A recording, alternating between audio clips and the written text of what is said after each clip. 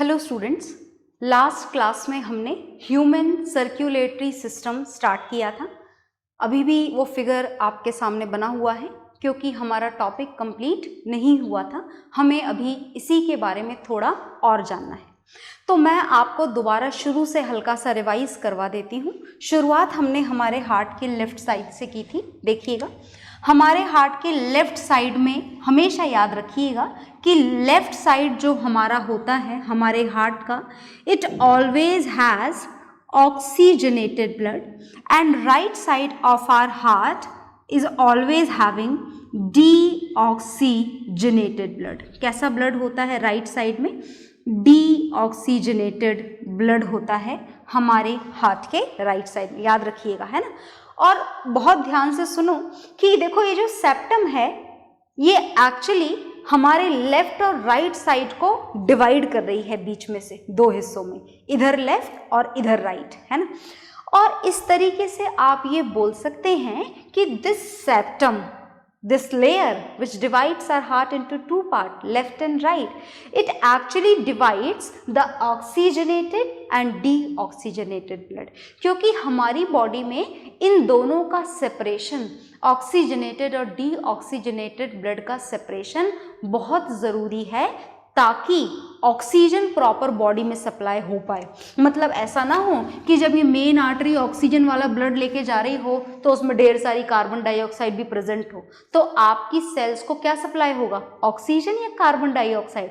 हमारी सेल्स को तो सिर्फ ऑक्सीजन चाहिए और उसके लिए ज़रूरी है कि ये दोनों ब्लड आपस में कंप्लीटली क्या रहें? सेपरेटेड। और इस काम को करने में हमारी कौन मदद करता है? इस काम को करने में मदद करती है ये लेयर जिसका नाम हमने क्या लिखा हुआ है? सेप्टम। Is it okay? तो चलिए, ऑक्सीजनेटेड ब्लड यहाँ से यहाँ आ गया था, यहाँ से यहाँ चला गया था, यहाँ से यहाँ चला गया था, मेन आर्टरी ने उसे ईच एंड एवरी सेल में पहुँचा दिया था। और याद है ना उसके बाद क्या हुआ था? उसके बाद हुआ था सेल्यूलर रेस्पिरेशन, जिसका एंड प्रोडक्ट बना था कार्बन डाइऑक्साइड गैस, और हमारा ब्लड कैसा हो गया था? डीऑक्सीजनेटेड। Is it okay? तो अब जो डीऑक्सीजनेटेड ब्लड है जो कहाँ पर से कलेक्ट हुआ है? From each and every cell. इस डीऑक्सीजनेटेड ब्लड की होगी हमारे हार्ट में एंट्री, और देखना कैसे होगी। कौन करेगा इस डीऑक्सीजनेटेड ब्लड की एंट्री? ये करेगी main vein. Is it okay? इस डीऑक्सीजनेटेड ब्लड को मेन वेन लेकर के आएगी, और कहाँ लेकर के आएगी? लेकर आएगी हमारे राइट ऑरिकल बोले, एट्रियम बोले, जो बोलना चाहे बोले। Is it okay? तो अब जो मेन वेन है ये कैसा ब्लड लेकर के आई है? डीऑक्सीजनेटेड। कहाँ पर लेकर के आई है? राइट एट्रियम में। नहीं, सिर्फ राइट नहीं बोलते, हम बोलते हैं रिलैक्स्ड राइट एट्रियम। कैसा atrium? Relaxed right atrium. Relaxed का मतलब समझे ना? रिलैक्स्ड का मतलब एक्सपेंडेड राइट एट्रियम। तो हमारे राइट एट्रियम में, अच्छा, छोटे छोटे क्वेश्चन पूछे जाते हैं एग्जाम में। जैसे पूछा जाता है name the blood vessel which carry oxygenated blood into heart, name the blood vessel which carry deoxygenated blood into the heart. तो आपको बहुत अच्छे से लर्न करना है, ठीक है। तो अब देखो, तो रिलैक्स्ड राइट एट्रियम मतलब यहाँ कौन सा ब्लड आ चुका है? Deoxygenated blood. Is it okay? और अब ये क्या होगा? कॉन्ट्रैक्ट। और जब ये कॉन्ट्रैक्ट होगा तो ये क्या हो जाएगा? रिलैक्स्ड, या फिर आप बोलें एक्सपेंडेड। और अब यहाँ पर ब्लड एंटर होने वाला है, कहाँ पर? राइट वेंट्रिकल में। कैसा ब्लड एंटर होने वाला है? Deoxygenated blood. कहाँ एंटर होने वाला है? राइट वेंट्रिकल में। कैसा blood? Deoxygenated. Is it okay? और जैसे ही एक बार यहाँ पर डीऑक्सीजनेटेड ब्लड पहुँच जाए, बस कहाँ पहुँचेगा डीऑक्सीजनेटेड ब्लड? हमारे राइट वेंट्रिकल में। वैसे ही ये जो वाल्व दिखाई दे रही है ना आपको, ये वाल्व क्लोज हो जाती है। क्यों क्लोज हुई? ये क्लोज इसलिए हुई ताकि अब ये ब्लड किसी भी कंडीशन में इस अपर चैम्बर में ना जाए। आ गई बात समझ में? अब ये डीऑक्सीजनेटेड ब्लड जो है ये इस राइट वेंट्रिकल के कॉन्ट्रैक्ट होने से ये देखो ये पल्मोनरी आर्टरी के थ्रू कहाँ पहुँचाया जाएगा, हमारे लंग्स में पहुँचाया जाएगा। और लंग्स में जाकर क्या होगा, कार्बन डाइऑक्साइड निकल जाएगी, ऑक्सीजन दोबारा आ जाएगी और ऑक्सीजन यहाँ से यहाँ, फिर यहाँ से यहाँ, फिर यहाँ से वहाँ, फिर डीऑक्सीजनेटेड ब्लड मेन वेन से यहाँ, यहाँ से यहाँ और यहाँ से लंग्स में। तो इस तरीके से हमारे हार्ट में ब्लड का सर्क्यूलेशन कंप्लीट होता है। ओके, आ गई बात समझ में। तो अब आपने देखा कि ये जो पल्मोनरी आर्टरी है ये लंग्स तक कौन सा ब्लड कैरी करके ले जा रही है, deoxygenated blood. Is it okay. तो ये जो पल्मोनरी आर्टरी है, याद रखिएगा जो आर्टरीज होती हैं, मैंने आपको भी थोड़ी देर पहले बताया भी था कि जो आर्टरीज होती हैं they always carry oxygenated blood. ये हमेशा कैसा ब्लड कैरी करती हैं, ऑक्सीजनेटेड ब्लड।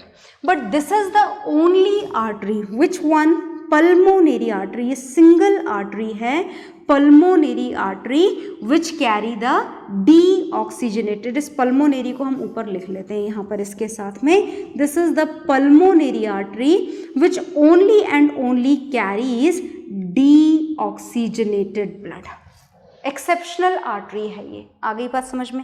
तो आप देख रहे हो कि एक बार लेफ्ट साइड में पूरा का पूरा ऑक्सीजनेटेड ब्लड आया, फिर दोबारा से राइट साइड में पूरा का पूरा डीऑक्सीजनेटेड ब्लड आया। तो हमारे हार्ट में ब्लड कितनी बार सर्क्यूलेट होता है, 2 बार। एक बार ऑक्सीजनेटेड लेफ्ट साइड में, फिर एक बार डीऑक्सीजनेटेड राइट साइड में। और इसी कारण से हमारे हार्ट के थ्रू ये जो ब्लड का सर्क्यूलेशन है, इस हार्ट के थ्रू ब्लड के सर्क्यूलेशन को ह्यूमन बॉडी के अंदर पता है क्या बोला जाता है, इसको बोला जाता है डबल सर्क्यूलेशन। क्या बोला जाता है इसको बोला जाता है डबल सर्क्यूलेशन। तो कई बार एग्जाम में ऐसे नहीं आता कि explain the human circulatory system, exam में ऐसे आता है कि explain the double circulation of blood in the human body, then also you have to write down it whole. आ गई बात समझ में।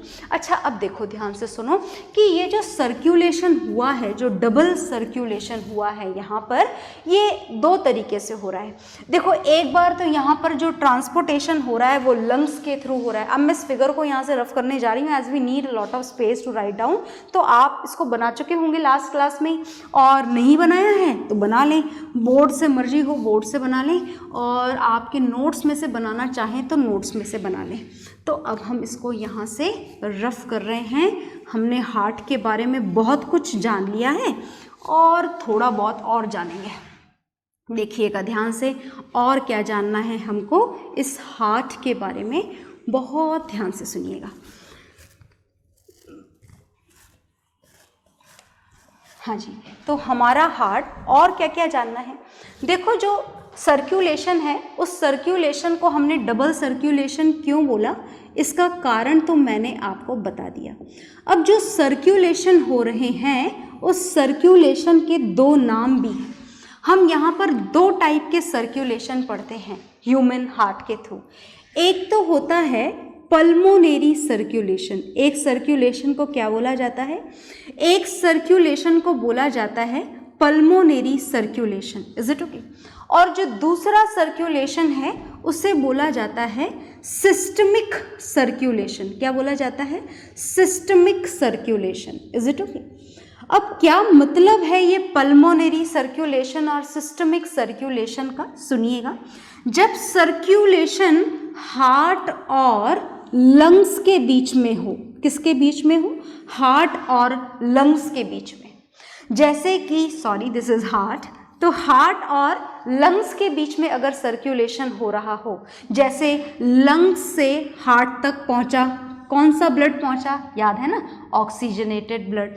फिर हार्ट से लंग्स तक पहुंचा, कौन सा ब्लड पहुंचेगा हार्ट से लंग्स तक, डीऑक्सीजनेटेड ब्लड। बिल्कुल सही बात है, बिल्कुल सही बात है। लंग्स से हार्ट तक कैसा ब्लड सर्क्यूलेट होता है, ऑक्सीजनेटेड ब्लड। लंग से ऑक्सीजन डिसॉल्व होकर कहाँ पर पहुंचाई जाती है, हार्ट में पहुंचाई जाती है। और हार्ट से लंग्स में कैसा ब्लड पहुंचाया जाता है? डीऑक्सीजनेटेड ब्लड, ताकि कार्बन डाइऑक्साइड रिमूव हो सके और दोबारा से ऑक्सीजनेटेड ब्लड हार्ट में आ सके। तो ये जो सर्कुलेशन है ब्लड का, जो हार्ट और लंग्स के बीच में हो रहा है, इस सर्कुलेशन को बोला जाता है पल्मोनरी सर्कुलेशन। और जो सेकेंड सर्कुलेशन है, सेकेंड सर्कुलेशन का मतलब समझे, this is the circulation which is done between the body parts. आप बॉडी पार्ट्स बोलें या बॉडी सेल्स बोलें, जो बोलना चाहें बोलें, जो सर्कुलेशन बॉडी पार्ट से हार्ट के बीच में होता है उसे बोला जाता है सिस्टमिक सर्कुलेशन। जैसे बॉडी पार्ट से हार्ट में और हार्ट से बॉडी पार्ट में, तो हार्ट से बॉडी पार्ट्स में कौन सा ब्लड पहुंचाया जाएगा? ऑक्सीजनेटेड ब्लड, है ना, ताकि ऑक्सीजन सप्लाई हो सके और सेल्यूलर रेस्पिरेशन प्रोसेस हो सके। और इस बॉडी पार्ट से इस सेल्यूलर रेस्पिरेशन के बाद में जो एंड प्रोडक्ट कार्बन डाइऑक्साइड जब ब्लड में मिला दिया जाता है, तो डीऑक्सीजनेटेड ब्लड को दोबारा कहाँ पहुँचाया जाता है? दोबारा हार्ट में पहुँचाया जाता है और इसे बोला जाता है systemic circulation. Is it okay? तो दोनों सर्कुलेशन को आपको याद रखना है और इसे नोट डाउन भी कर लेना है, तो कर लीजिए नोट डाउन। ओके,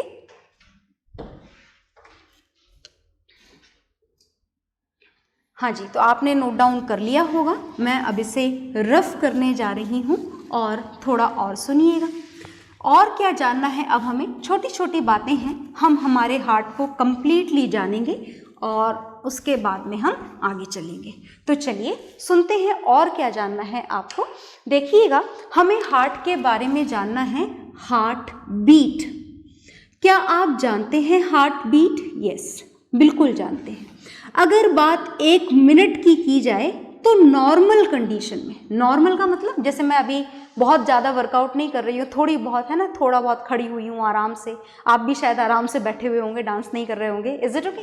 तो when we work normally in the normal condition, in 1 minute our heart beats 70 to 72 times, है ना, लगभग इतने टाइम्स ये बीट करता है 1 मिनट के अंदर। और इसके बीट का मतलब अगर हम समझें तो देखो, आपने पढ़ा था कि लेफ्ट एट्रियम कॉन्ट्रैक्ट होगा तो ब्लड लेफ्ट वेंट्रिकल में जाएगा, लेफ्ट वेंट्रिकल कॉन्ट्रैक्ट होगा तो ब्लड बाहर निकल जाएगा, और फिर राइट वेंट्रिकल कॉन्ट्रैक्ट होगा तो राइट एट्रियम कॉन्ट्रैक्ट होगा तो राइट वेंट्रिकल में जाएगा, फिर राइट वेंट्रिकल कॉन्ट्रैक्ट होगा तो ब्लड बाहर आ जाएगा। तो एक बार सारे चैम्बर्स, है ना, वन टाइम सारे के सारे चैम्बर्स जो हैं, अगर एक एक बार उन सबका कॉन्ट्रैक्शन और एक्सपेंशन हो जाए, कॉन्ट्रैक्शन भी हो जाए और एक्सपेंशन भी हो जाए, तो this is known as 1 heart beat. इसे क्या बोला जाता है? इसे बोला जाता है 1 हार्ट बीट।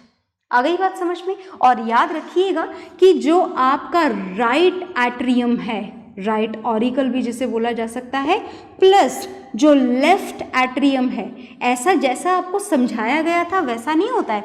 लेफ्ट एट्रियम और राइट एट्रियम एक साथ साइमल्टेनियसली क्या होते हैं? कॉन्ट्रैक्ट। ऐसा नहीं होता कि पहले लेफ्ट एट्रियम होगा, वो तो मैंने आपको पाथवे समझाया था, पर कॉन्ट्रैक्ट एक साथ होते हैं। They pushes the blood towards their ventricles, एक साथ पुश करते हैं। एक साथ जो राइट वेंट्रिकल हैं और जो लेफ्ट वेंट्रिकल है वो एक साथ, सब कुछ एक साथ होता है। राइट और लेफ्ट में अलग अलग नहीं चलता। राइट और लेफ्ट वेंट्रिकल एक साथ कॉन्ट्रैक्ट होते हैं, एक साथ एक्सपैंड होते हैं। इनका कॉन्ट्रैक्शन और एक्सपेंशन भी एक साथ होता है, इनका कॉन्ट्रैक्शन और एक्सपेंशन भी एक साथ होता है। आ गई ना बात समझ में? मतलब हमारा लेफ्ट एट्रियम और राइट एट्रियम एक साथ कॉन्ट्रैक्ट होगा, नीचे वाले वेंट्रिकल एक साथ एक्सपैंड होंगे, फिर वो एक साथ कॉन्ट्रैक्ट होंगे and the blood will move out, and this complete contraction and expansion of each and every chamber one time is known as 1 heart beat. और हमारी हार्ट बीट की नॉर्मल रेट को चेक करने के लिए कि हमारा हार्ट प्रॉपर वर्क कर रहा है या नहीं, जो चेकिंग करने के लिए जो इंस्ट्रूमेंट हम काम में लेते हैं, है ना, इलेक्ट्रोकार्डियोग्राफ। आपने देखा होगा कई बार, अगर आपने किसी अपने घर में किसी ग्रैंड पेरेंट्स का देखा है या नहीं देखा है ये आप जाने, पर शायद आपने देखा होगा कहीं ना कहीं, एक छोटे से पेपर पर बना हुआ आता है which is the electrocardiograph and that shows the normality of heart beat. आपकी हार्ट बीट की नॉर्मेलिटी को चेक करवाने के लिए हम क्या करवाया करते हैं, हमारा ECG करवाया करते हैं। तो इसी के साथ में हमने हार्ट के बारे में तो बहुत कुछ जान लिया है, पर फिर भी कुछ बाकी है, और बाकी क्या है वो सुनिएगा। देखिए, बाकी है हमारी आर्टरीज और हमारी वेन्स। इस आर्टरीज और वेन्स के बारे में हमने बहुत कुछ पढ़ा और कुछ जानना थोड़ा सा बाकी है। तो अब हम जो करने जा रहे हैं, हम एक्चुअली कंपेयर करने जा रहे हैं। किसको किससे कंपेयर करने जा रहे हैं? हम डिफरेंसेस लिखने जा रहे हैं, आर्टरीज और वेन्स के डिफरेंसेस लिखने जा रहे हैं। ये बहुत इम्पॉर्टेंट क्वेश्चन है, एग्जाम्स में आया करता है, तो चलिए लिख लेते हैं। देखिए, आर्टरीज और वेन्स में क्या क्या डिफरेंस है, सुनते जाइएगा ध्यान से। सबसे पहली बात, जो आर्टरीज होती हैं, they arteries are the blood vessels. ये लिखने की ज़रूरत नहीं है क्योंकि ये कॉमन बात है जो हमें पता है। तो आर्टरीज आर, तो स्पेशल बात क्या है? स्पेशल बात ये है कि they are thick walled blood vessels. कैसी ब्लड वेसल्स होती हैं ये थिक वॉल्ड ब्लड वेसल्स होती है, मोटी होती है, मतलब इनकी ब्लड वेसल की thickness. Is it okay? But when we talk about the veins, तो वेन्स की जो वॉल्स होती हैं वो कैसी होती हैं? Veins are thin walled blood vessels. Thin walled blood vessels. कैसी ब्लड वेसल्स होती हैं? थिन वॉल्ड ब्लड वेसल्स होती हैं। ये कौन? वेन्स। Is it okay? तो चलिए आगे चलते हैं। जो आर्टरीज की दूसरी खास बात है वो ये होती है कि इनके अंदर जो वाल्व्स होती हैं वो प्रेजेंट नहीं होती हैं। They don't have valves in them, या सिर्फ इतना भी लिखें तो चलेगा। और वेन्स में होती हैं क्या valves? Yes, veins have valves in them. क्या होती हैं इनके अंदर? वाल्व्स होती हैं। और क्या काम होता है वाल्व्स का? याद तो है ना, क्यों होती हैं? To prevent back flow of blood. किसके लिए होती हैं? To prevent back flow of blood. अच्छा, और भी कोई डिफरेंसेस हैं क्या? बिल्कुल, और भी हैं। देखिए, तीसरा जो डिफरेंस है वो है कि जो आर्टरीज होती हैं, it always carry which blood? Oxygenated blood. ये हमेशा कैसा ब्लड कैरी करती हैं? ऑक्सीजनेटेड। कोई एक्सेप्शन है क्या? यस, एक्सेप्शन है। एक्सेप्ट, कौन है एक्सेप्शन? एक्सेप्शन है पल्मोनरी आर्टरी। और ये जो पल्मोनरी आर्टरी है ये कैसा ब्लड कैरी करती है? It carries deoxygenated blood from heart to lungs. Okay, चलिए वेन्स के बारे में बात करते हैं।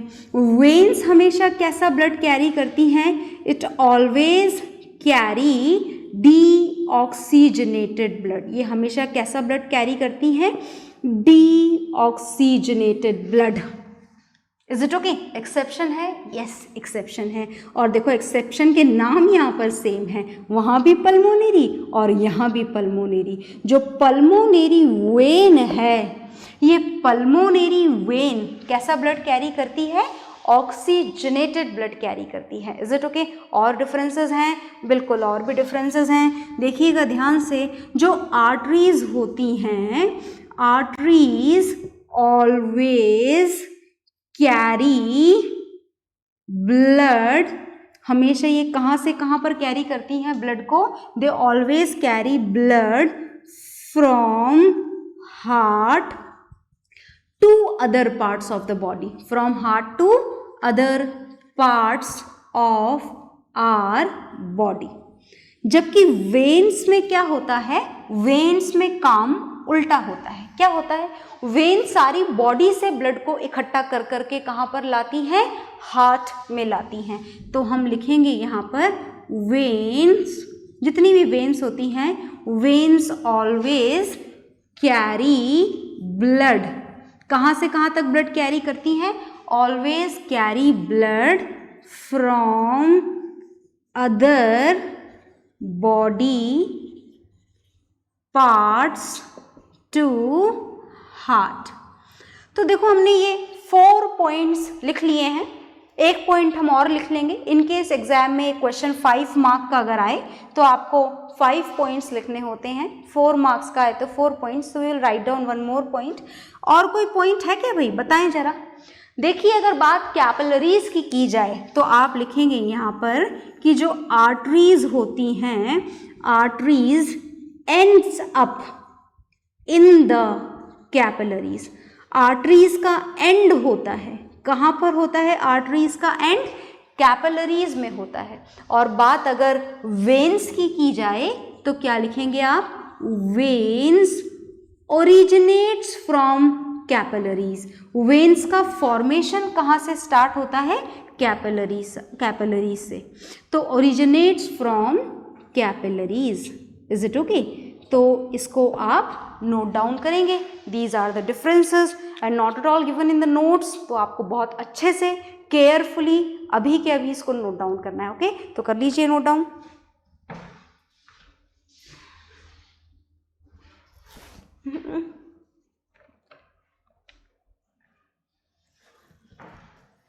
हाँ जी, तो आपने नोट डाउन कर लिया होगा। और इसी के साथ में हमारा जो ह्यूमन सर्कुलेटरी सिस्टम है वो कंप्लीट हो गया है।